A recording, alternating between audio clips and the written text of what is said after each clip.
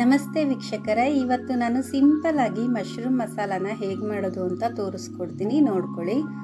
ಒಂದು ಪ್ಯಾಕೆಟಲ್ಲಿ ಮಶ್ರೂಮ್ ಬರುತ್ತಲ್ಲ, ಅದನ್ನು ನಾನು ಮಾರ್ಕೆಟಿಂದ ತಂದಿದ್ದೆ. ತಂದು ಅದ್ರ ತುದಿ ಭಾಗನ ನಾನು ಸ್ವಲ್ಪ ಕಟ್ ಮಾಡಿ ಇಟ್ಕೊಂಡು ಒಂದು ಬೌಲ್ಗೆ ಹಾಕಿ ಒಂದು ಸ್ವಲ್ಪ ಉಗುರು ಬೆಚ್ಚಕ್ಕಿರೋ ನೀರಲ್ಲಿ ನಾನು ತೊಳ್ಕೊತಾ ಇದ್ದೀನಿ. ನೋಡಿ,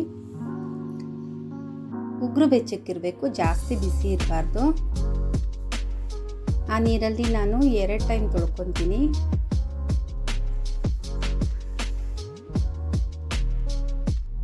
ನೋಡಿ, 2 ಸತಿ ತೊಳೆದಾದ್ಮೇಲೆ ಇದನ್ನು ನಾವು ಚಿಕ್ಕದಾಗಿ ಕಟ್ ಮಾಡ್ಕೊಳ್ಳೋಣ.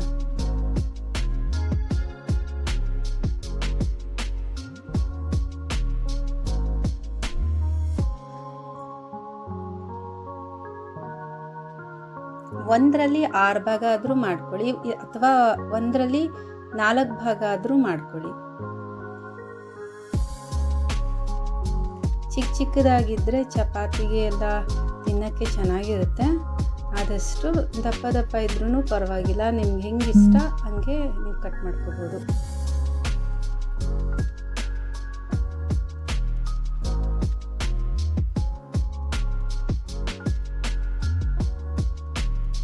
ನೋಡಿ, ಎಲ್ಲ ಮಶ್ರೂಮ್ನ ನಾನು ಕಟ್ ಮಾಡಿಕೊಂಡು ಒಂದು ಬೌಲ್ಗೆ ಹಾಕೋತಾ ಇದ್ದೀನಿ.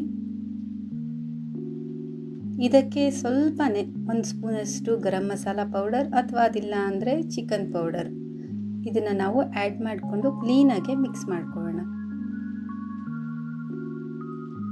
ಒಂದು ಅರ್ಧ ಗಂಟೆ ಅಥವಾ 1/4 ಗಂಟೆ ಇದನ್ನು ಮಿಕ್ಸ್ ಮಾಡಿಟ್ರೆ ಮಶ್ರೂಮ್ ನೀರು ಬಿಡುತ್ತಲ್ಲ, ಪೌಡ್ರೆಲ್ಲ ನೀಟಾಗಿ ಮಿಕ್ಸ್ ಆಗಿರುತ್ತೆ. ಮಶ್ರೂಮಲ್ಲಿ ಟೇಸ್ಟ್ ಕೂಡ ಅಷ್ಟು ಚೆನ್ನಾಗಿರುತ್ತೆ. ಸ್ವಲ್ಪ ಅರಿಶಿನ ಪೌಡರ್ನ ಕೂಡ ನಾನಲ್ಲಿ ಆ್ಯಡ್ ಮಾಡಿದ್ದೀನಿ.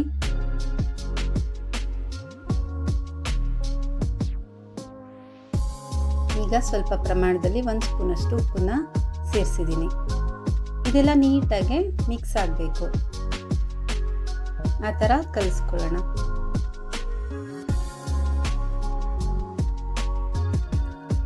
ಒಂದು ಗಡ್ಡೆ ಅಥವಾ 2 ಗಡ್ಡೆಯಷ್ಟು ಚಿಕ್ಕ ಬೆಳ್ಳುಳ್ಳಿನ ನಾನು ಕಟ್ ಮಾಡಿ ಇಟ್ಕೋತಾ ಇದ್ದೀನಿ. ಈಗ ಶುಂಠಿನ ಕೂಡ ನಾನು ತುರಿದಿಟ್ಕೊಂಡಿದ್ದೀನಿ. ನೋಡಿ, ಸ್ವಲ್ಪ ಶುಂಠಿ, ಒಂದು ಚಿಕ್ಕ ಗಾತ್ರದಷ್ಟು.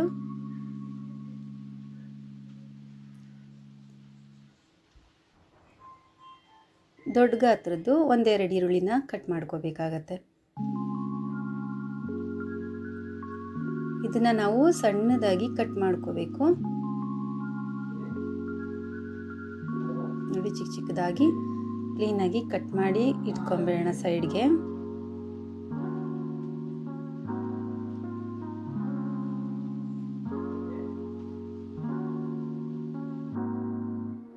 ಇದ್ರದ್ದು ಮೇಲ್ಗಡೆ ಇರುತ್ತಲ್ಲ ಗಟ್ಟಿ, ಅದನ್ನು ಹಾಕೋದು ಬೇಡ, ಅದನ್ನು ಸೈಡ್ ಇಟ್ಬೇಡ. ಈಗ 3 ಟೊಮೊಟೊ, 4 ಹಸಿಮೆಣಸಿನ್ಕಾಯಿನ ಕಟ್ ಮಾಡಿ ಇಟ್ಕೋಬೇಕಾಗತ್ತೆ. ಹಸಿಮೆಣಸಿನ್ಕಾಯಿ ಜಾಸ್ತಿ ಇಷ್ಟಪಡೋರು ಜಾಸ್ತಿ ಇದನ್ನೇ ಹಾಕ್ಕೊಳ್ಳಿ. ಹಸಿಮೆಣಸಿನ್ಕಾಯಿ ಇಷ್ಟ ಇಲ್ಲ ಅನ್ನೋರು ಒಂದು 3 ಅಥವಾ 4 ಅಷ್ಟೇ ಹಾಕ್ಕೊಳ್ಳಿ, ಯಾಕಂದರೆ ಖಾರದ ಪುಡಿ ಹಾಕೋತೀವಲ್ವ, ಹಾಗಾಗಿ. ಕೆಲವರಿಗೆ ಹಸಿಮೆಣಸಿನ್ಕಾಯಿ ಇಷ್ಟ ಆಗಲ್ಲ, ಆದರೂ ಟೇಸ್ಟಿಗೋಸ್ಕರ ಒಂದು 4 ಹಸಿಮೆಣಸಿನ್ಕಾಯಿನ ನಾನಿಲ್ಲಿ ತೊಗೊಂಡಿದ್ದೀನಿ. 3 ಟೊಮೊಟೊನ ಕಟ್ ಮಾಡಿ ಇಟ್ಕೊಂಡಿದ್ದೀನಿ. ನೋಡಿ, ಬನ್ನಿ ಈಗ ನಾವು ಮಶ್ರೂಮ್ ಮಾಡೋಣ. ಒಂದು ಸ್ಟವ್ ಮೇಲೆ ಬಾಣಲಿನ ಇಟ್ಕೊಂಡು, ಬಾಣಲಿ ಕಾದಾದ ನಂತರ ಎಣ್ಣೆನ ಹಾಕೊಳ್ಳೋಣ.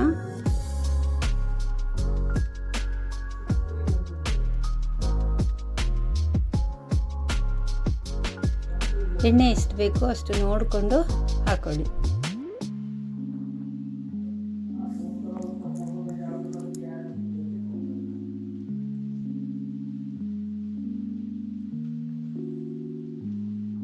ಈಗ ಎಣ್ಣೆ ಕಾದಾದ ನಂತರ ಶಹಜೀರಾನ ಹಾಕೋಬೇಕಾಗುತ್ತೆ.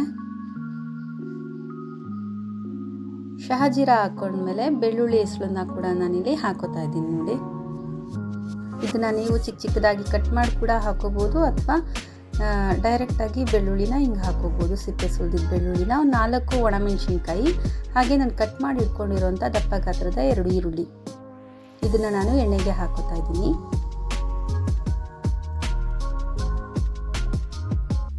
ಹಸಿಮೆಣಸಿನ್ಕಾಯಿ ಇದಕ್ಕೆ ಹಾಕೋಂಗಿಲ್ಲ. ಈಗ ಕಟ್ ಮಾಡ್ಕೊಂಡಿರೋಂಥ 3 ಟೊಮೊಟೊನ ನಾನಿಲ್ಲಿ ಸೇರಿಸ್ತಾ ಇದ್ದೀನಿ. ಇದನ್ನೆಲ್ಲ ನಾವು ಒನ್ ಟೈಮ್ ಕ್ಲೀನಾಗಿ ಮಿಕ್ಸ್ ಮಾಡ್ಕೊಳ್ಳೋಣ. ಈರುಳ್ಳಿ ಟೊಮೊಟೊ ಎಲ್ಲನೂ ನೀಟಾಗಿ ಮಿಕ್ಸ್ ಆಗಬೇಕು. ಹಾಗೆ ಎಣ್ಣೆ ಜೊತೆ 1-2 ನಿಮಿಷ ಅದು ಬೇಯ್ಕೊಳ್ಳಿ.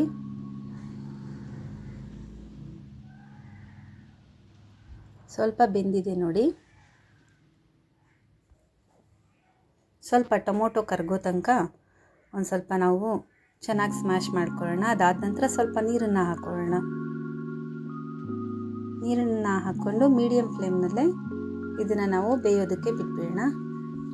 ಬನ್ನಿ, ಮತ್ತೊಂದು ಸ್ಟವ್ನಲ್ಲಿ ನಾವು ಒಂದು ಚಿಕ್ಕ ಬಾಣಲಿನ ಇಟ್ಕೊಂಡು ಅದಕ್ಕೆ ತುಪ್ಪ ಅಥವಾ ಬೆಣ್ಣೆ ಯಾವುದಿರುತ್ತೆ ಮನೆಯಲ್ಲಿ ಅದನ್ನು ಹಾಕ್ಕೊಂಡ್ರೆ ಮಶ್ರೂಮ್ ತುಂಬಾ ಟೇಸ್ಟ್ ಆಗಿರುತ್ತೆ ಅಂತ ನನಗನ್ಸುತ್ತೆ. ಹಾಗಾಗಿ ನಾನು ಸ್ವಲ್ಪ ತುಪ್ಪನೇ ಹಾಕ್ಕೊಂಡಿದ್ದೀನಿ. ತುಪ್ಪ ಬೆಣ್ಣೆ ಬೇಡ ಅಂದವರು ಎಣ್ಣೆನೂ ಕೂಡ ಸೇರಿಸ್ಬೋದು. ಈಗ ಮ್ಯಾರಿನೇಟ್ ಮಾಡಿರೋ ಮಶ್ರೂಮ್ನ ನಾನಿಲ್ಲಿ ಸೇರಿಸ್ತಾ ಇದ್ದೀನಿ ನೋಡಿ. ಮಶ್ರೂಮ್ ನೀರು ಬಿಟ್ಟಿದೆ ಚೆನ್ನಾಗಿ. ಅದು ಚಿಕನ್ ಪೌಡ್ರ್ ಹಾಕಿದ್ನಲ್ಲ ಅದೆಲ್ಲ ಕ್ಲೀನಾಗಿ ಮಿಕ್ಸ್ ಆಗಿದೆ ಮಶ್ರೂಮಲ್ಲೇ. ಈಗ ಕಟ್ ಮಾಡ್ಕೊಂಡಿದ್ನಲ್ಲ 4 ಹಸಿಮೆಣಸಿನ್ಕಾಯಿ ಅದು ಕೂಡ ನಾನಿಲ್ಲಿ ಸೇರಿಸ್ತಾ ಇದ್ದೀನಿ.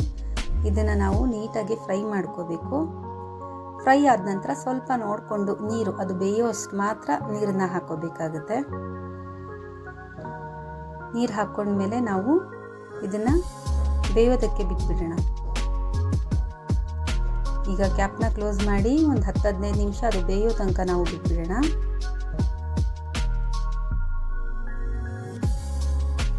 ಬನ್ನಿ, ಈಗ ಟೊಮೊಟೊ ಈರುಳ್ಳಿ ಎಲ್ಲ ಗ್ರೇವಿಯಾಗಿ ನೀಟಾಗಿ ಬೆಂದಿದೆಯಾ ಅಂತ ನೋಡೋಣ. ಎಲ್ಲನೂ ನಾವು ಕ್ಲೀನಾಗಿ ಮತ್ತೊಂದು ಟೈಮ್ ಮಿಕ್ಸ್ ಮಾಡ್ಕೊಳ್ಳೋಣ.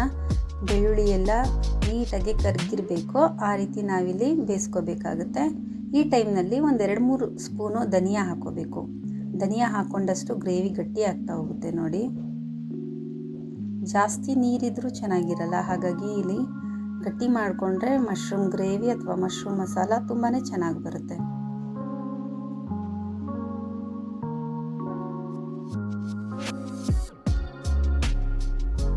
ಆಲ್ರೆಡಿ ಎಲ್ಲ ಬೆಂದಿದೆ ಬೆಳ್ಳುಳ್ಳಿ ಟೊಮೊಟೊ ಈರುಳ್ಳಿ ಎಲ್ಲ. ಬನ್ನಿ, ಇವಾಗ ಆ ಕಡೆ ನಾವು ಸ್ಟವ್ ಮೇಲೆ ಬಾಣಲಿನ ಇಟ್ಟಿದ್ವಲ್ಲ, ಮಶ್ರೂಮ್ ಬೇಯೋಕ್ಕೆ ಬಿಟ್ಟಿದ್ವಲ್ಲ, 10-15 ನಿಮಿಷ ಆದಮೇಲೆ ಇದನ್ನು ನಾವು ಇದರಲ್ಲಿ ಮಿಕ್ಸ್ ಮಾಡ್ಕೊಂಬಿಡೋಣ. ಇದನ್ನು ಕ್ಲೀನಾಗಿ ಒನ್ ಟೈಮ್ ನಾವು ಮಿಕ್ಸ್ ಮಾಡೋಣ. ಮಶ್ರೂಮ್ ಎಲ್ಲ ಗ್ರೇವಿ ಜೊತೆ ನೀಟಾಗಿ ಬೆರಿಬೇಕು, ಆ ಥರ ನಾವು ಕ್ಲೀನಾಗಿ ಒನ್ ಟೈಮ್ ಮಿಕ್ಸ್ ಮಾಡ್ಕೊಳ್ಳೋಣ.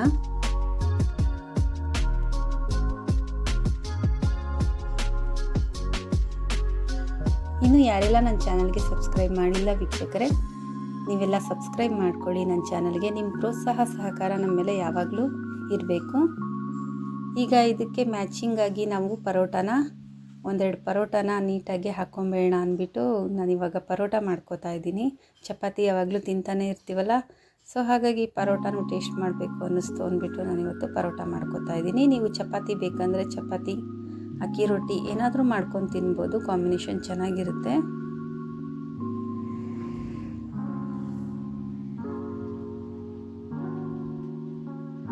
ಈ ರೀತಿ ಒಂದ್ಸತಿ ನೀವು ಟಿಫನ್ಗೆ ಮಾಡ್ಕೊಂಡು ತಿನ್ನಿ, ತುಂಬಾ ಟೇಸ್ಟಿಯಾಗಿರುತ್ತೆ.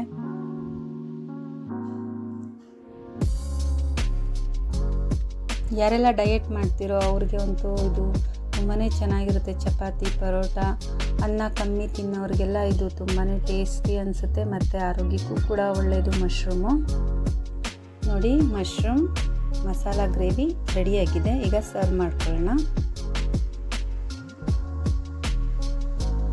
ಬಿಸಿ ಬಿಸಿ ಮಶ್ರೂಮ್ ಮಸಾಲ ಗ್ರೇವಿ ರೆಡಿಯಾಗಿದೆ.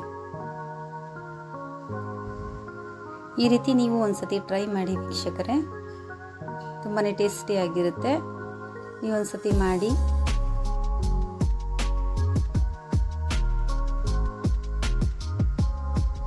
ಇಷ್ಟ ಆದರೆ ಲೈಕ್ ಮಾಡಿ, ಶೇರ್ ಮಾಡಿ, ಆದಷ್ಟು ಸಬ್ಸ್ಕ್ರೈಬ್ ಮಾಡಿ. ರಶ್ಮಿ ಜೆ ಲಾಗ್ಗೂ ಕೂಡ ಸಬ್ಸ್ಕ್ರೈಬ್ ಮಾಡಿ, JBM ಕಿಚನ್ ಫುಡ್ಗೂ ಕೂಡ ಸಬ್ಸ್ಕ್ರೈಬ್ ಮಾಡಿ. ನೋಡಿ, ಬಿಸಿ ಬಿಸಿ ಮಶ್ರೂಮ್ ಮಸಾಲ ಗ್ರೇವಿ ಪರೋಟ ರೆಡಿಯಾಗಿದೆ. ಮತ್ತೊಂದು ಒಳ್ಳೆ ಲಾಗಲ್ಲಿ ನಾನು ನಿಮಗೆ ಭೇಟಿ ಆಗ್ತೀನಿ. ಧನ್ಯವಾದಗಳು.